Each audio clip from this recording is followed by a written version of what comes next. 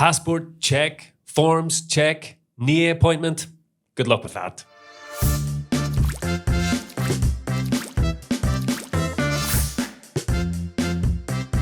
Hello and welcome to Filling the Sink, a podcast from Catalan News.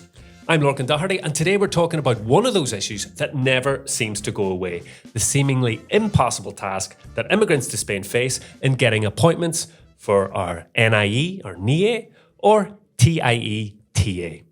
I'm joined today by Uriel Escudé. Hello. Hello, Lorcan. Very excited to be here after a few months working on this.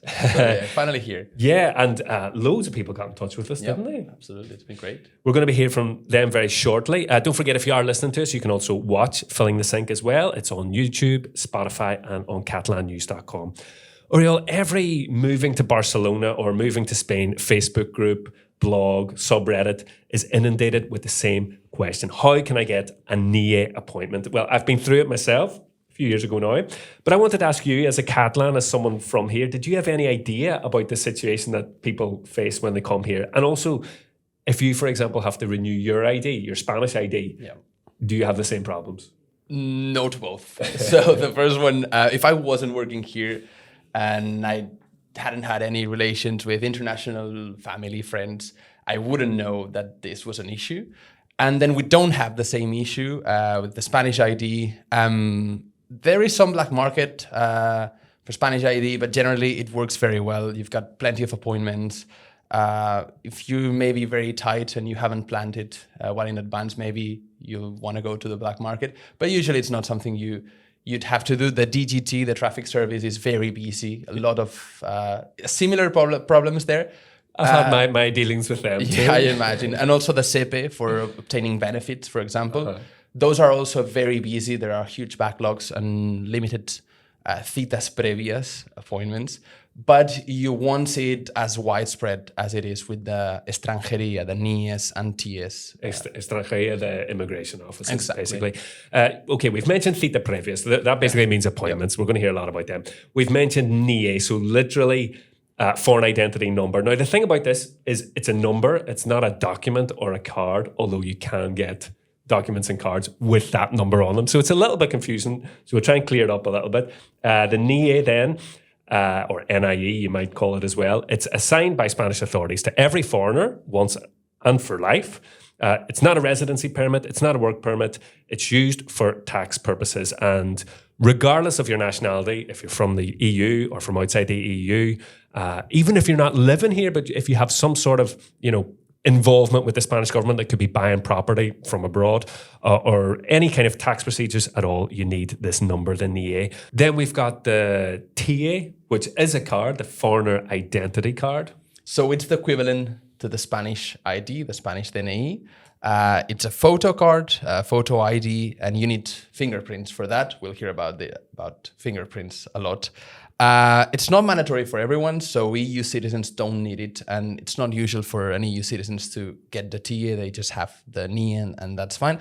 And then for non-EU citizens, they do need this, and it's probably one of the things that people struggle the more with. And to get any of these numbers, documents, you need one of these infamous cita previas, don't you? Yeah, it literally means appointment.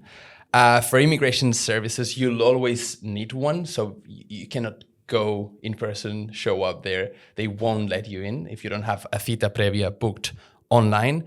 You obtain them through the government's Sede Electrónica, the digital website. It's this white and orange website that you'll probably remember. Extranjería here, immigration services, they fall under the Ministry of Inclusion, Social Security and Migration. But its operations work under the Ministry of Interior, so it's a mixed power. That's why you'll see police officers. And you might need a few appointments as well as you go through the process. Several, especially if you're a family, you'll need one appointment per person, each member of the family, including children. I mean, the system should work fine. It's an online system. You book an appointment, you go along to the appointment. How does it actually work then in reality? So it's extremely difficult to get a cita previa. It's a nightmare for many, and you have to do this several times, right? There's very little official information, and it's only in Spanish, which makes it harder. And it's a kind of very dense legalese Spanish as well, isn't it? Exactly. And that's why many people resort to third parties, lawyers, gestores, which would be tax advisors, to do it for them. And then many people goes to the black market to obtain the infamous citas previas. And this is affecting a lot of people. There isn't official data on the number of NIEs or TIEs issued every year. We've seen some estimates of 1.5 million, which seems about right when you look at migration numbers. In Catalonia in 2024, the foreign-born population increased by over 120,000. So that's the minimum, really, number of people that will need NIEs. And we've talked about this before on Catalan News on Fill in the Sink. We did a podcast back in 2022. We thought it was time to revisit it because it's such an issue that people get in touch with us about all the time. We put a call out to our audience to see whether it's still happening. And I think, to our surprise, you could say it's maybe even gotten worse. Yeah, absolutely. We've got dozens of messages, and everyone, people who's done this for years, say it's now even harder than it was before. So yeah, definitely the issue continues to be an issue, and it's harder for many. Let's take a listen now to some of the people that we've spoken to about this issue over the last few weeks. In August 2024, me and my wife decided to move to Spain from Singapore. We didn't really expect any problems when it comes to bureaucratic processes, because we've lived in Singapore, other countries before, so we're kind of ready for anything and everything. And at first it actually went very smoothly. We got our digital certs. Didn't take much, like I think I just got maybe 3 cita previas there, but it was fine, really, no problems at all. But then the final boss was to get the TIA, right? And that's where all the problems started. I was checking the police website every day, not joking, every day, multiple times a day. Not a single cita for a month and a half. It was very frustrating, to be fair. I felt like I can't do anything, like it's just not there, no matter what I do, right, what I check. I even, started checking in other places like Terrassa, Madrid, whatever. I thought maybe I just go there and get my TIA, but was not available even there. And the worst part, right, I needed 2, right? I needed one for myself, one for my wife. Every time I changed my residence card, renew my residence card, I had to give fingerprints and get a cita, get an appointment for that. And everyone knows that. Everyone knows that it is one of the most difficult things. And each year, it's getting more difficult. Hey, we think we're experts, and we sit down as a family. I have teenagers, and the 4 of us, we've been told what time of day, what part of the week the appointments are released. We sit as a family of 4, and with all of our laptops, all of our phones, we try and get appointments. The website's timeout, it says unable, error, you've tried too many times. We've tried it with VPNs, not VPNs, and it's hours and hours and hours, and the attorney's trying, and it's just, you can't even get the appointments, and you get maybe an appointment for 1 person instead of 4. And so that's been really tricky and frustrating. I personally never paid. I spent time for that, for this little silly thing. I mean, during a week or weeks, different times in a day, different days in a week. I kept trying and many times I found. I mean, the system shows at this police station there is an appointment available. And when you click on it and when you start filling out your details, personal details, it disappears. It disappears in front of your eyes. No disponible. Well, just few seconds ago it was there, and it was not only 1 slot. Let's say, a dozen, okay? A few slots, but did all of them disappeared in a few seconds? Yes, it does. So then you get suspicious. But even for getting ticket for a concert, when you found a ticket, when you are filling out your details, the system doesn't let anyone else to buy it. Huh? They keep that ticket for a few seconds for your name. I don't understand how a state system, when you find something, when you are filling out your details, they don't keep it a few seconds for you. How come they let the people with a bad will to capture that. I don't understand that. So we could get, maybe for our regresso, you got one appointment. We, as a family of 4, took the train outside of town. I went, spoke to them politely in Spanish and said, we could only get one appointment. Can you help all 4 of us? They argued with us for 20 minutes and would help just one of us. And so one at a time, we're able to do this. And, you know, I understand they sell appointments. And I jokingly said to the police officer, I said, well, I would have paid for an appointment. He said, it's illegal. Don't do that. I said, I would never. And I understand it doesn't work, but you think that way. In my close circle of friends, many times my friends give up and they just go and buy it. And I understand them. They have other things to do. I mean, they just, you know, they can't just, you know, spend time all week, you know, every day, different times in a day. This appointment is your right, and someone is stealing it. And I don't understand how the authorities let it happen, how they don't chase these people, and how they let the system open to be manipulated. But I'm an insisting person. I kept trying and trying. At the end, I found one. But for a day that I don't want to, or for a time, you don't have a choice. You know, you just get whatever it's available there. Eventually, we pretty much gave up and decided to pay a company, and that company, not gonna name it, but they did it super quick. Just took them one week.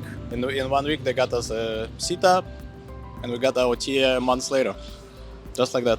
And I paid 65 just for my authorization and 55 for my renewal appointment, and similar costs for Sophia, for our daughter. It was about 55, 65 just to book her appointment. July, August, and I'm boiling outside, and I finally talked to a police officer and he said, what happens if I don't get this piece of paper? I have to go to London on Sunday for my daughter. And he said, well, they'd have to be really rude to not let you back in the country. And I said, but I don't want to travel without that paperwork. What's so troubling is the uncertainty, and that you want to do everything by the book, you want to follow the rules, and we don't know, we can't leave the country because we might not be let back in, even though in your mind, you know, we're doing everything right. It seemed like the process was super simple. Like once I got the cita, I went there, took maybe 10 minutes for everything. It was so easy, it felt like it's something that should be doable online and something that probably should not involve the police at all. For my daughter's renewal, which is the one that I helped her with, is obviously it needs the Libro da Familia, which we don't have because we're not born in Spain. So the next best thing is we have her birth certificate, but it needs to be translated within 3 months and apostilled. So of course I had to take her South African birth certificate, get it translated, apostilled, and take it along for the appointment. And on the day it wasn't even looked at. The cherry on the cake is when you go to the appointment, obviously depending, Alex and I both had totally different experiences in our appointments as well. It takes 10 minutes, fingerprints, and they send you out the door and say, see you in 30 days. So there's a big build-up and a lot of frustration and anxiety leading up to it. And then on the day, there's that elation that actually it wasn't as bad as you'd necessarily had heard from other people's experiences. So obviously I'd had separate appointments booked for the regresso as well as for the renewal, which were only 3 days apart. So one on a Thursday, one on a Tuesday. Went through to Villanova. Obviously, the officer that assisted me, she was lovely, asked if I had any evidence of my appointment that I had booked on Tuesday. And there I sat with my big file with all my papers. And of course, I'd paid the tassa, I had everything ready. And she asked for the document just as evidence that obviously I had done it. And within 5-10 minutes, I had both documents sitting in front of me. And I actually started crying, because I am that person, because it was such a shock that it was just done. She was like, no, it's fine. You know, I just processed both documents for me. So unfortunately, I didn't then people attend the appointment that I paid for on the Tuesday. But money wasted there. But money wasted, but time saved. So yeah, it was such a simple thing to just sit and do while we were there together. So, if I could add to that, I did try the same sort of tactic with my daughter's renewal. I asked the police officer while we're here, could he do a regresso for her? He couldn't on the day, of course. He just said, no, come back, make another appointment for that. So that was, we didn't win as well as Michelle won on that day. Thanks to Ruslan, Alex and Michelle, Metahan and Kate for speaking with us, and to the dozens of people who emailed and texted to share your stories with us. We couldn't speak to everyone in the end, just too many people. But, listening to their testimonies, shock, frustration, disbelief, and it brings me back to when I was doing that, And also I think many of your people affected, they kind of blame themselves maybe for not knowing the language enough or not dedicating enough time to it. Or maybe they think they went last minute and, it's their fault for not planning ahead. Not at all, because I had to deal with this as well for my partner a few years ago. And also I thought because I'm a local, I'll be able to understand this perfectly and, I'll manage. I'll find a cita previa. And no, we had to pay as well. We didn't have to get a lawyer or things like that. And also it was just to get the NIE. But it was really hard, even for a local. So why are there no citas then? Is it lack of resources? Something else? It's hard to know because we don't know how many appointments are released a week or a month. The last figure we have was from that podcast we did in 2022 when we spoke to Carlos Prieto, now the Spanish government delegate in Catalonia, and the people responsible for this service. And he said they released 1,000 appointments per day in the whole Barcelona area, which is a good amount of appointments, I would say. We reckon, we've done some rough maths, that there's probably about 56,000 appointments a month across Catalonia.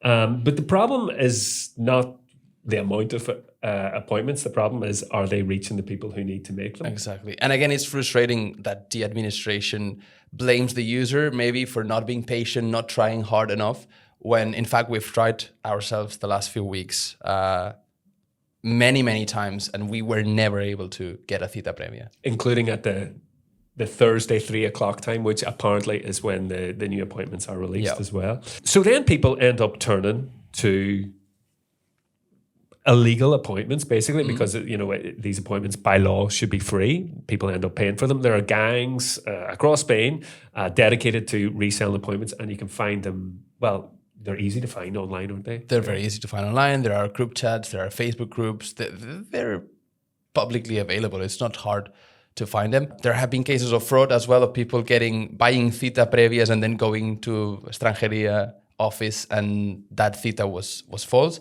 But generally, it's a service, from what we've been told, that it works well. So you can get an illegal cita previa, but you'll get the cita previa. So someone's getting those citas. And it's very hard to prove, but what seems to be happening is that people use bots to book up all the appointments and then resell them. And previously we spoke to a hacker who created his own bot, made it publicly available for anyone to use and set up so that you could kind of fight back against the bots. But we got in touch with him again, and a few months later he took it down because people were, instead of just using to get themselves an appointment, they were actually using to hoover up the appointments and sell them on again. And he was like, well, this is not what I've made this bot for, so I'm going to take it. In fact, he told us that the bot was being used by lawyers and gestores to get appointments for their clients, because we assume that there's no other way for them as well to get appointments than using a bot. To see how bots work and what can be done to prevent them, we spoke to René Serral. He's a UPC professor and a researcher at InLab FIB Cybersecurity Center. Like any type of bot, this is ultimately an application that, in some way, simulates a user clicking on different parts of a website in order to perform actions. The difference is that instead of simulating the clicks themselves, it behaves as if the user had directly sent all the information the system requires, all at once. And since it's an automated system, it can be repeated hundreds or even thousands of times per second without major issues. It's a machine, so it doesn't get tired. It can run all day, 24 hours a day. If it detects that one slot is already taken, it simply skips it and requests another one. Since the website is always the same, it can interpret it perfectly and automatically and continuously request appointments.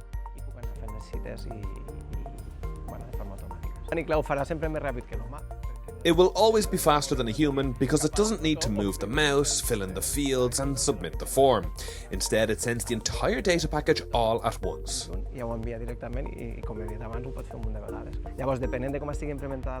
Depending on how a website is implemented, it can be easier or harder to create a bot that bypasses these protections. But nowadays, you don't need to be an expert to build one. And with AI, it's become even easier since it can help you develop it. There are many websites that have control mechanisms to prevent bots. CAPTCHA is the easiest and most common one, those little puzzles you'll have seen. Some systems can also detect bots because they act too quickly. CAPTCHAs are very easy to implement because they're already built. You just have to plug them in and use them. All these bot defense mechanisms are easy to implement. The problem is that for some websites, adding them means changing the workflow they already have in place, which involves an additional cost they're not willing to assume. In the end, it depends on whether they see it as a problem or not. Also, verifying a Spanish ID is very easy because the letter is calculated from the numbers in the ID itself. This means that bots can check whether an ID has been entered correctly simply by validating the letter. In fact, it is very easy to generate valid IDs, even of people who are no longer alive. This is easy to bypass, but at least it still acts as a basic barrier against bots. The real problem is with passports, because they don't have this type of validation, as they rely on biometric data. However, implementing some form of passport verification on a website would not be that difficult.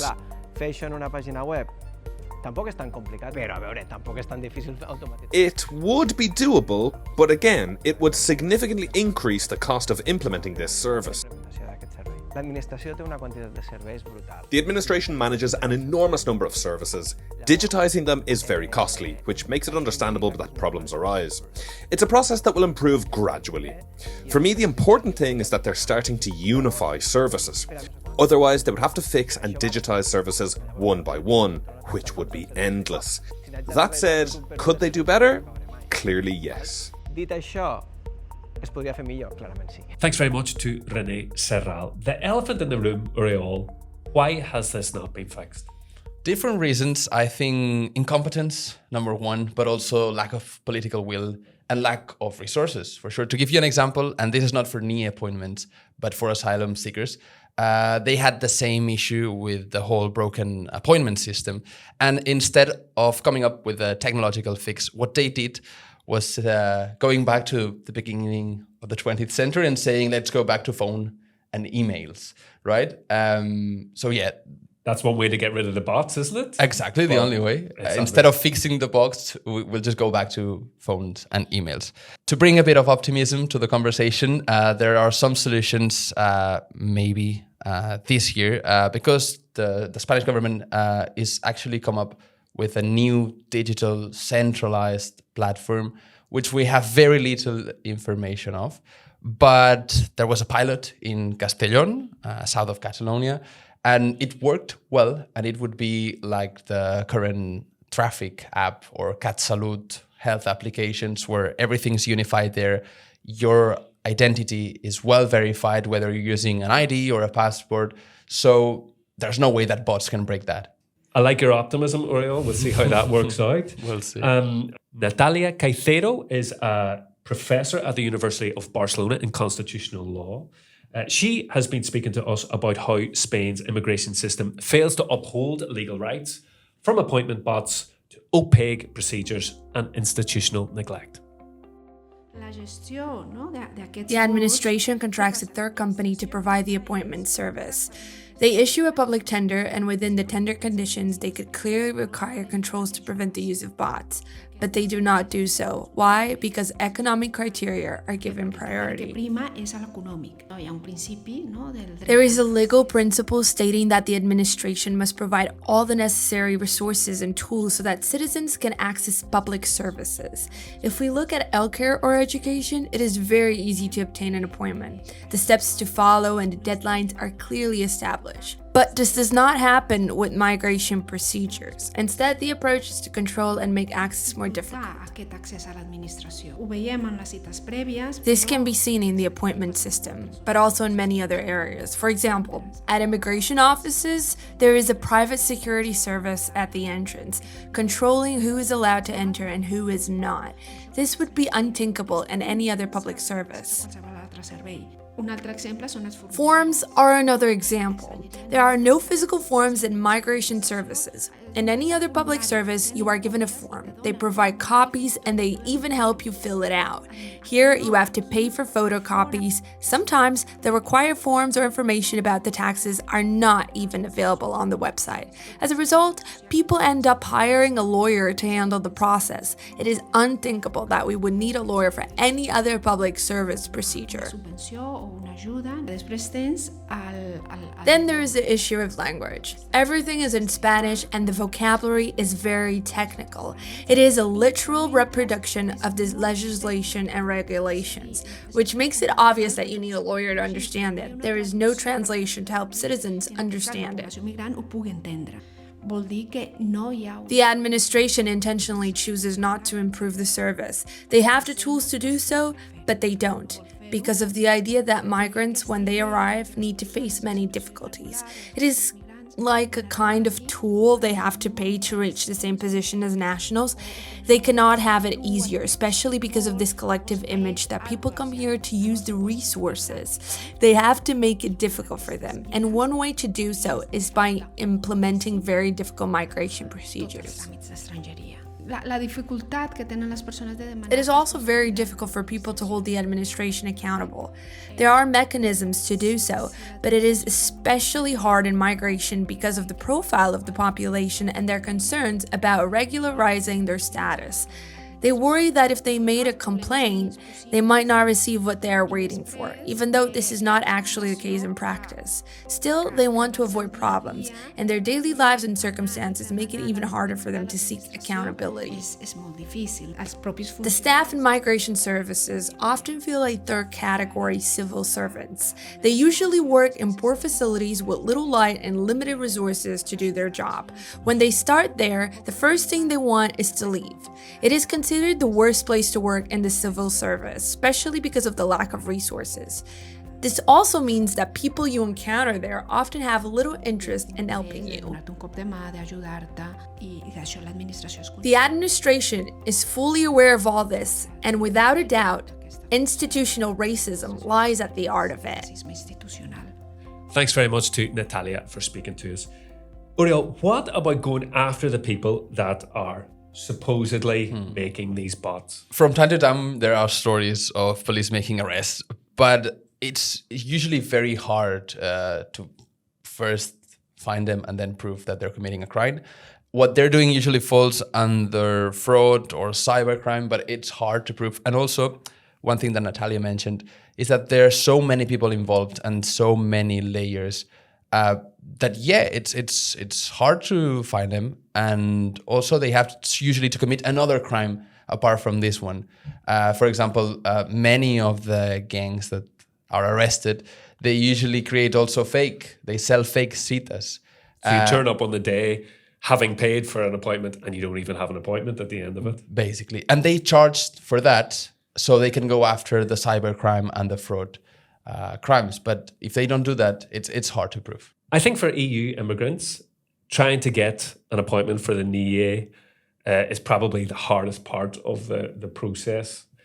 But for many others, there are other layers and levels of bureaucracy and things like that. Isn't that right, Uriel? Absolutely. And for many people to reach this stage, it's already very satisfying, and they're very happy to be dealing with the website and everything, because it means they've gone through so many things already, such as the empadronamiento, and we're talking especially for... Which is just say registering with your local council, basically. Exactly. And this is usually for irregular migrants or people with regular situations.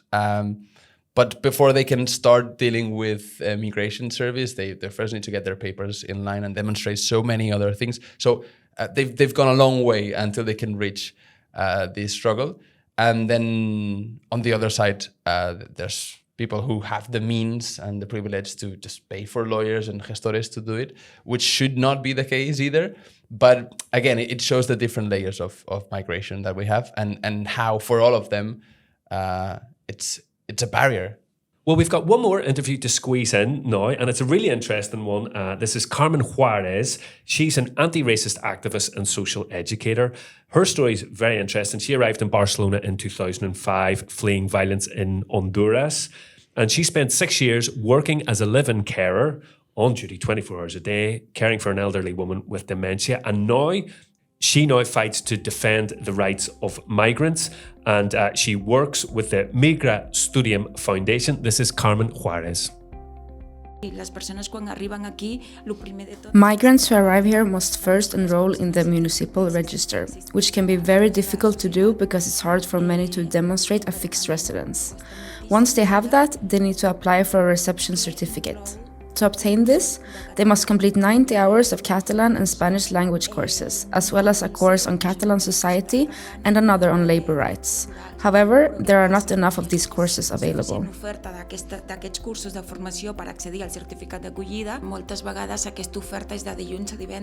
In addition, most of the courses are offered from Monday to Friday. Many migrants, especially women, work as live-in carers, often 24 hours a day, and may only be able to leave their workplace one Saturday per month. The current course schedule does not take this into account. Men, too, often work in construction or agriculture, with very intensive workdays from Monday to Friday, leaving them with no time to attend these training courses.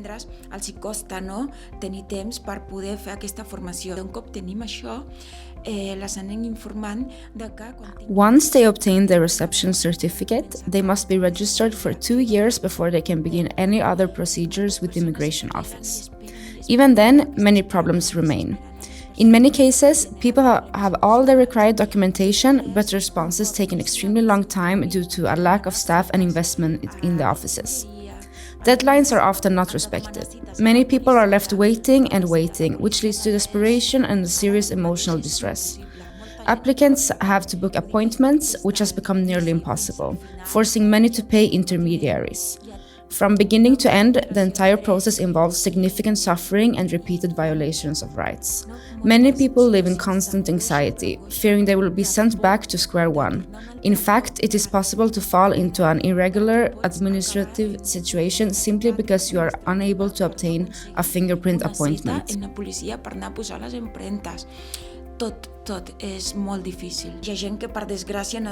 Many people do not have access to the internet or a computer, which makes it much harder to obtain appointments. Others work extremely long hours and have no time to regularly check for appointments. This makes an already complex process even more difficult. These barriers disproportionately affect non-EU migrants. This situation has been ongoing since at least 2018, when we and other organizations already denounced it. It is not new, and it has been ongoing for many years. Getting their papers in order is a continuous obstacle course. Every step of the process reminds them that they are treated as second-class citizens. In fact, society has very little knowledge of these realities.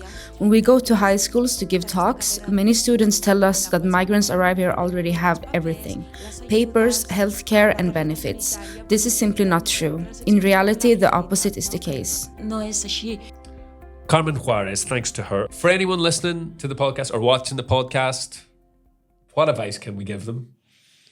Little advice, and it's really frustrating. I'm really sorry. I would love to have the perfect tip to break the system, but we don't. We would say, first, if you're coming from abroad and you have a job here, ask your employer, because that would help a lot. Usually employers, they can help and they can even do it. Yeah, another thing is if you're abroad, you could, before you move here, you can try the Spanish embassy in your country if it has one. Absolutely. We've heard stories of that. Yeah. The appointments are a little bit easier to get. Speeding it up. Then if you have the means, you can pay for a lawyer or a gestor because you don't want to waste a lot of time on this, then that's another option. But if you, like we did, on principle, don't want to pay a gestor or lawyer, you can try yourself. And there's little advice we can give you apart from what everyone says. Thursday, 3 p.m. Exactly. seems to be the time. Thursday, 3 p.m. And patience, I would say, as well. And also try the whole Barcelona, Catalonia area. So if you have a car and you're able to travel, maybe you can try Girona, Tarragona, Lleida. That might help a little bit. That's us for today. Thanks very much for listening and for watching. Thanks again to all the guests and our Catalan News followers who we heard from today. Thanks to you, Uriol. Cheers, Logan. Remember, you can subscribe to Filling the Sink wherever you get your podcasts, and we'll be back again next month with another episode for you. Until then, from me, Lorcan Doherty, and all of us here at Catalan News, que vagi molt bé. Adeu.